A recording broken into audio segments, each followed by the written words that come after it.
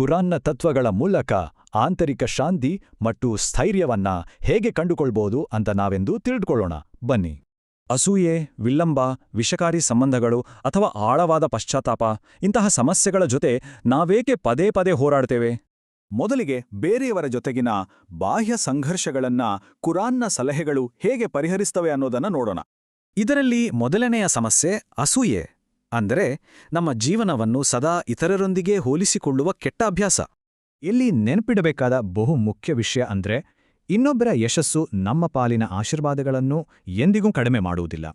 Islamic ನಂಬಿಕೆಯ ಪ್ರಕಾರ ಪ್ರತಿಯೊಬ್ಬರ ಜೀವನೋಪಾಯ ಅಥವಾ ರಿಸ್ಕನ್ನು ಮೊದಲೇ ಪ್ರತ್ಯೇಕವಾಗಿ ಬರೆಯಲಾಗಿರ್ತದೆ. ಇದು ವಾಸ್ತವ. ಹಾಗಾಗಿ ನಮಗಾಗಿ ಬರೆದಿರುವ ಆ ಅವಕಾಶಗಳು ಸರಿಯಾದ ಸಮಯಕ್ಕೆ ಸಿಕ್ಕೇ ಸಿಗ್ತವೆ ಎಂದು ಸಂಪೂರ್ಣವಾಗಿ ನಂಬುವುದೇ ಇಲ್ಲಿ ಮುಖ್ಯ. ಈಗ ಎರಡನೇ ಬಾಹ್ಯ ಸಂಘರ್ಷಕ್ಕೆ ಬರೋಣ. ಅದುವೇ ಬೇರೆಯವರಿಂದ ನಾವು ಅನುಭವಿಸುವ ನೋವು ಅಥವಾ ಸಂಕಟ. ಕಷ್ಟ ನೀಡುವ ಜನರನ್ನ ಬದುಕಿನ ಪಾಠಗಳಾಗಿ ನೋಡಿದಾಗ ಆ ನೋವನ್ನ ಮರೆತು ಜೀವನದಲ್ಲಿ ಮುಂದೆ ಸಾಗೋದು ತುಂಬಾನೇ ಸುಲಭ.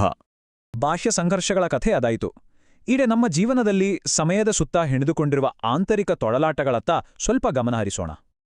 ನಮ್ಮ ಪ್ರಾಮಾಣಿಕ ಪ್ರಾರ್ಥನೆಗಳಿಗೆ ಅಂದ್ರೆ ದುವಾಗಳಿಗೆ ದೇವ್ರೇಕೆ ತಕ್ಷಣ ಉತ್ತರಿಸುವುದಿಲ್ಲ ಅನ್ನೋ ಸಾಮಾನ್ಯ ಪ್ರಶ್ನೆ ನಮ್ಗೆಲ್ಲರಿಗೂ ಕಾಡುತ್ತೆ ಅಲ್ವಾ? ಮನುಷ್ಯರ ಆತುರದ ನಿರೀಕ್ಷೆಗಳನ್ನು ದೇವರ ಆ ಪರಿಪೂರ್ಣವಾದ ಸಮಯದ ಲೆಕ್ಕಾಚಾರದೊಂದಿಗೆ ಹೋಲಿಸಿದಾಗ ಮಾತ್ರ ಇದಕ್ಕೆ ಸರಿಯಾದ ಉತ್ತರ ಸಿಗುತ್ತದೆ. ಇದರ ಅರ್ಥ ಬಹಳ ಸ್ಪಷ್ಟ. ದೇವರು ನಮ್ಮ ಪ್ರಾರ್ಥನೆಗೆ ಉತ್ತರಿಸಲು ವಿಳಂಬ ಮಾಡುತ್ತಿದ್ದಾನೆ ಅಂದರೆ ಅದನ್ನು ನಿರಾಕರಿಸಿದ್ದಾನೆ ಅಂತ ಖಂಡಿತ ಅಲ್ಲ.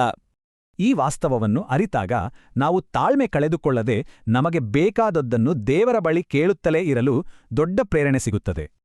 ಅಂತಿಮವಾಗಿ ಮನುಷ್ಯನನ್ನು ಕಾಡುವ ಅತ್ಯಂತ ಆಳವಾದ ಹೋರಾಟಗಳ ಬಗ್ಗೆ ವಿಶ್ಲೇಷಿಸೋಣ. ಅವುಗಳೇ ತೀವ್ರ ಒಂಟಿತನ ಮತ್ತು ಭಾರೀ ಪಶ್ಚಾತ್ತಾಪ. ಜೀವನದಲ್ಲಿ ಕೆಲವೊಮ್ಮೆ ಎಲ್ಲರೂ ನಮ್ಮನ್ನು ಒಂಟಿಯಾಗಿ ಬಿಟ್ಟು ಹೋಗ್ಬೋದು ಎಂಬ ನೋವಿನ ವಾಸ್ತವವನ್ನು ನಾವೆಲ್ಲರೂ ಎದುರಿಸಲೇಬೇಕಾಗ್ತದೆ, ಹೌದಲ್ವಾ? ಆದರೂ ದೇವರನ್ನು ದೃಢವಾಗಿ ನಂಬುವವರು ಎಂದಿಗೂ ಸಂಪೂರ್ಣವಾಗಿ ಒಂಟಿಯಾಗುವುದಿಲ್ಲ ಎಂಬ ಭರವಸೆಯ ಮಾತುಗಳು ನಮಗೆ ನಿಜಕ್ಕೂ ಸಾಂತ್ವನ ನೀಡುತ್ತವೆ.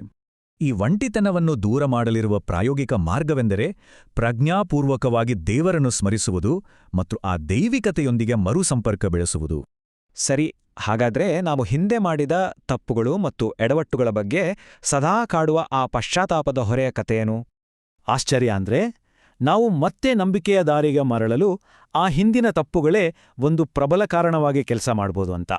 ತಪ್ಪಿನ ಅರಿವಾಗಿ ಮೂಡುವ ಆ ಪಶ್ಚಾತ್ತಾಪದ ಭಾವನೆಯೇ ಆಧ್ಯಾತ್ಮಿಕವಾಗಿ ನಮ್ಮನ್ನು ಕಾಪಾಡುವ ಪ್ರಮುಖ ಅಸ್ತ್ರವಾಗಿ ಕಾರ್ಯನಿರ್ವಹಿಸುತ್ತದೆ ಎನ್ನುವುದು ಅಕ್ಷರಶಃ ಸತ್ಯ.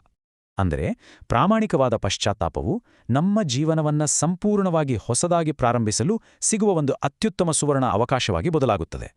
ಹಾಗಾದ್ರೆ ಒಮ್ಮೆ ಯೋಚಿಸಿ, ನಮ್ಮ ಆ ಹಿಂದಿನ ತಪ್ಪುಗಳೇ ಒಂದು ಅದ್ಭುತವಾದ ಹೊಸ ಆರಂಭಕ್ಕೆ ಭದ್ರವಾದ ಅಡಿಪಾಯ ಆಗಿರಬಹುದಲ್ಲವೇ?